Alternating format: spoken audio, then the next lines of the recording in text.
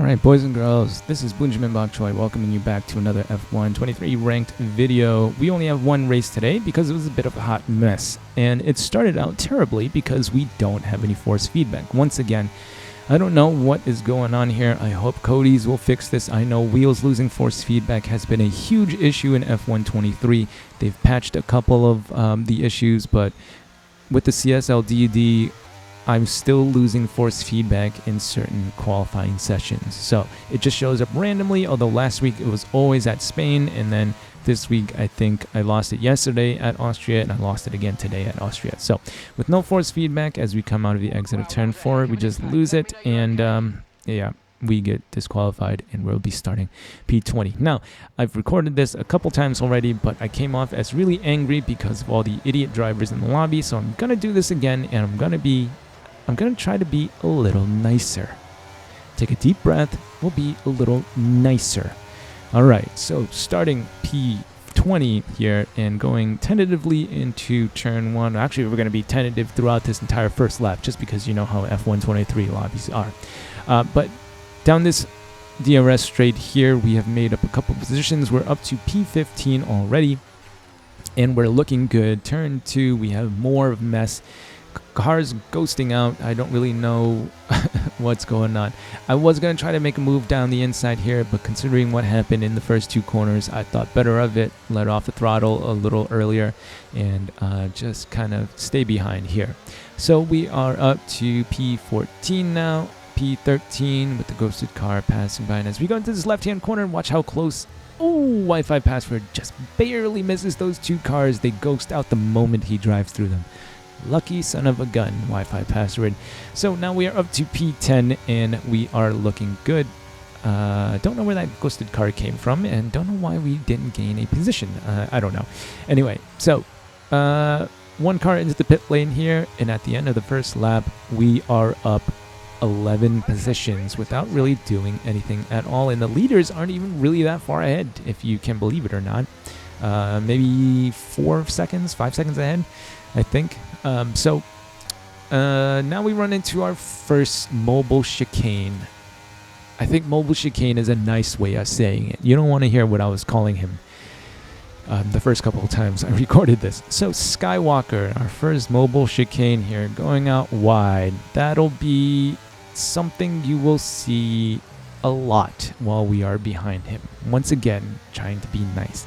So we are kind of stuck behind Skywalker here in P7, and a little bit of advice, not out of hate or anything like that, but just for your own race, when you're not, when you're having to make all these crazy moves to defend against somebody that's clearly faster than you. I think sometimes to make your race, to do your a service to your own race, don't fight so hard. Drop back. Save your resources and fight somebody who is on par with your pace.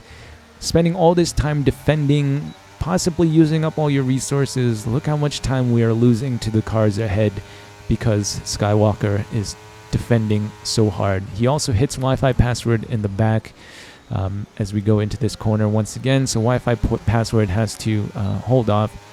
And now we are about to make it too wide with Wi-Fi password as we pass Skywalker, but then Skywalker decides to send it anyway around the outside, and of course we pay the price for it. I suppose I should have expected him to do that, considering what he was doing in the first 3 laps of the race so far. And of course, Juan doesn't know how to take a proper line, so even though we gave him like 2 car length or 2 car widths on the inside, he still drives into us anyway. So, yeah, this was a bit of a pain to race, but it was a challenge which I enjoyed as these guys go out wide for the upteenth time. I'm not even gonna mention anymore. Just assume these guys go out wide in every single corner. Now, somebody made a comment on my last video about be careful what you ask for. You went out wide once or twice as well. Yes, once or twice I make mistakes. I'm not a perfect driver, you know. There's a difference between making mistakes and going out wide once or twice, and then there's these guys who are purposely going out wide on every single corner in every single lap to save lap time because they can't fight the right way. You know, I don't understand why ranked races doesn't have strict corner cutting. I mean, that's the whole point of racing, right? Is being the fastest while staying within the lines. Now, I'm not asking them to remove every single assist. I know some people, I mean, I still drive with the racing line assist. Some people can't drive without traction control as we spin out after Juan loses it in that corner. So we lose our front wing. So we're going to have to come in, change our front wing and our tires. Back to my tirade. I'm not asking Cody's to make online ranked lobbies an esports race. I'm just asking to at least make it a race. Make sure everybody is staying within the lines. That's all I'm asking. I'm not asking you to take away every single assist. I understand people want to enjoy the game, but what is the point of racing when we're not even staying within the track here? You know, if I make mistakes and I go out wide 3 times, I'm okay with that. But to see people who should be getting like 45 seconds worth of penalties not get penalized once in a race and watch them as they stick right behind me because they're going out wide at every single corner, it makes this less enjoyable. And I'm just trying to enjoy competition. Yes, it's a game, but I still enjoy the competition. All right, enough of that. Enough of that rant. So let's go back to the race now. We exit the pit lane and we are dead last.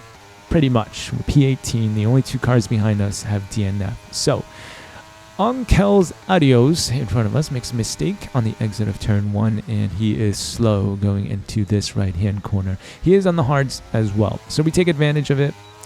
We got DRS. We're going to turn on the overtake. And luckily for us, he doesn't... Well, no. I shouldn't speak. He does move over to the right, but then he goes in super deep on the brakes and almost hits us. But luckily he doesn't, and we managed to stay ahead. That would have been bad if we had been taken out there again. So back up to P17 now, and I wasn't too worried. I figured we'd make up a bunch of positions because of what I saw in the first couple laps that we ran in this race. People weren't really that fast. They were just driving kind of erratically and keeping us behind that way. They weren't really keeping us behind because they were super quick. We're good at defending. I just had to brake like 50 meters before my normal braking zones because I didn't know what the hell they were going to do, whether they were going to brake super early or brake super late. So I was a little bit optimistic about our chances in this race. So we have changed onto the softs super early. We're starting to reel a lot of guys in as I make a mistake into that corner there. Luckily, not too much of a biggie. And now we skip ahead to lap 11. We passed a whole bunch of people. Take a look at this guy Jamo behind us. He just came out of the pit lane. 1.6 seconds behind us. Yes, I know my tires are super old at this point. I think, what did we pit on lap 4?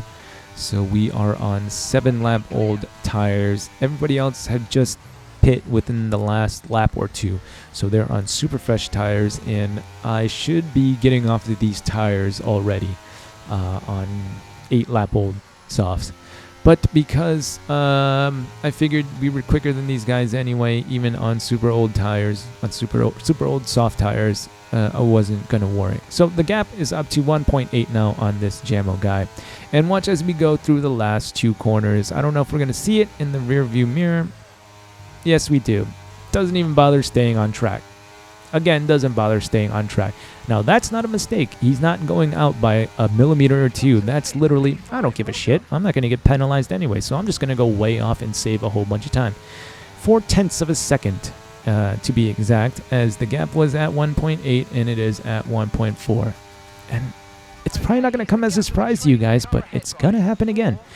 So, right now, I'm just like, what the hell? What the hell is the point of even racing or trying to stay within the lines? I just want to make this enjoyable and fun for myself, so I want to keep within track limits. But as you will see for the next couple laps, sometimes it's really not worth it because of all the time that these people save just not listening to the rules. And this is what happens when Cody sets corner cutting to normal or regular, whatever the setting is called, where nobody gets penalties. There's been times where I've done like complete races and nobody's gotten a single time penalty except for people speeding in the pit lane, which is stupid. Yeah, I don't know. I feel like the time you gain from speeding in the pit lane is nowhere near the time you gain from cutting corners on every single lap, but for some reason Cody's decides to penalize speeding in the pit lane but not corner cutting. So JMO in P6 is now within DRS of us, and at this point I was like, what the hell are we gonna do? Really no point. He's just gonna keep cutting corners anyway. Wi-Fi password in front of us, who was able to pit on the correct lap. He started P19 as well, so he actually had pretty decent pace. But he's got fresh new softs, and we've got really old softs, and we lost I don't know how much time fixing our new front wing. Honestly think we could have won this race. Don't want to spoil it, but I don't think we're gonna. You probably didn't know, or you probably didn't think we were gonna win this race anyway. I think we could have won this race if I was able to qualify, if I had force feedback in qualifying, and we were able to actually qualify for a good qualifying spot.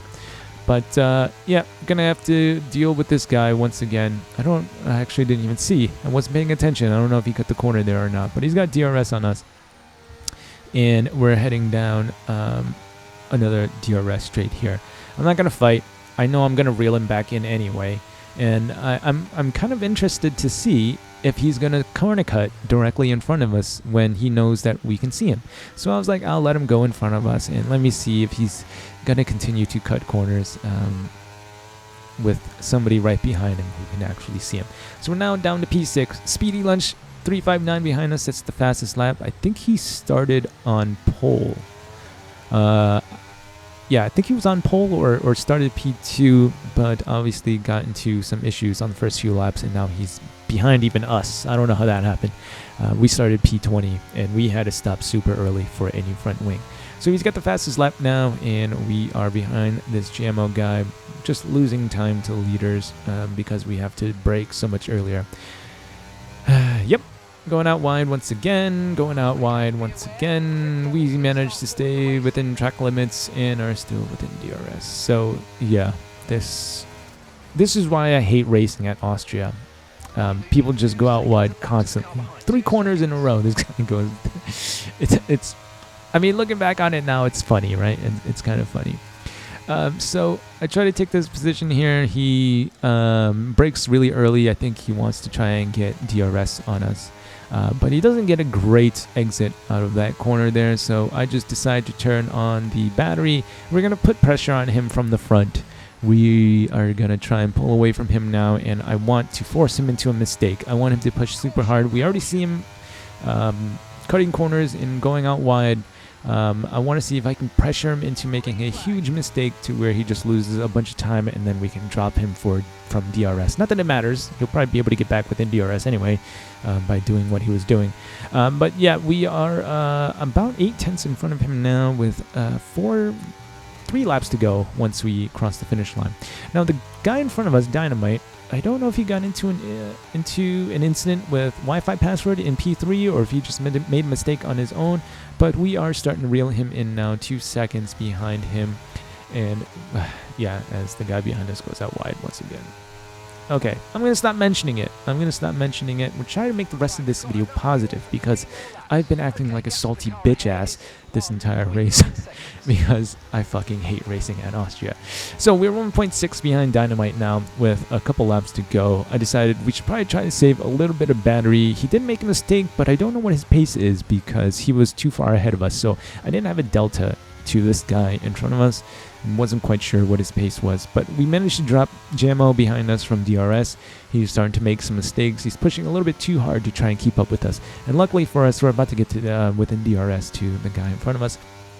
And so we can pull away a little bit more. And as you can see, we're 1.3, 1.4. So we were able to force him to make mistakes from in front of him. I know a lot of people can force people ahead to make mistakes, but we were able to force the guy behind to make mistakes by just being much faster. So we're now within DRS of Dynamite in front of us, and we only have 1 and 2 sectors of a lap left. So we got 2 sectors and 1 full lap. Now, I wasn't going to pass here. I didn't want to pass here. I didn't think I had enough battery. Even if we were able to get in front of him, he was going to be able to get DRS on the next lap anyway. So we're just going to sit back. We'll open up DRS here, but we're not going to use any battery. He's kind of weaving around trying to break the toe, which is fine. I didn't want the toe anyway. I didn't want to pass him. So I'm glad he was weaving and we didn't get the slipstream there. So we managed to sit behind and stay within a few tenths of him. Now, his light's not blinking, so it looks like he still has a good amount of battery left, or at least enough to be able to defend down one long DRS straight. So right now we have 35, almost 40, or probably close to 40 by the time we cross the start-finish straight.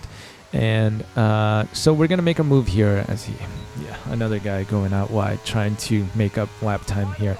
But anyway. We managed to drop Jammo 3 seconds behind now. Speedy Lunch takes that position away from him. And now we go down the longest DRS straight on this track here. Didn't know if he was going to fight this or not. I assumed he was going to try and get DRS on the next straight. He goes in a little bit deep, almost goes into the back of us there. I don't know why people are always hitting us in that corner there. All right, so now we make the move.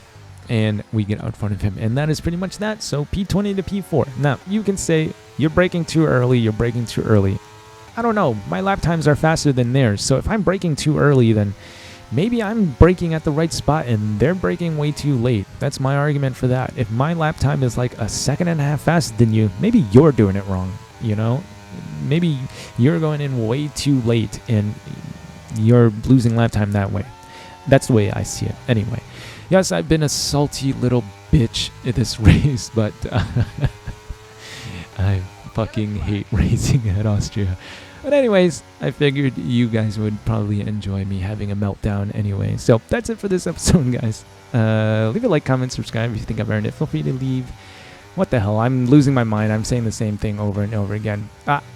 Remember to eat bok choy, boys and girls. I'll see you in the next episode. I need to get away from this game for a little while. I think too many brain cells have died. I'll see you guys in the next one.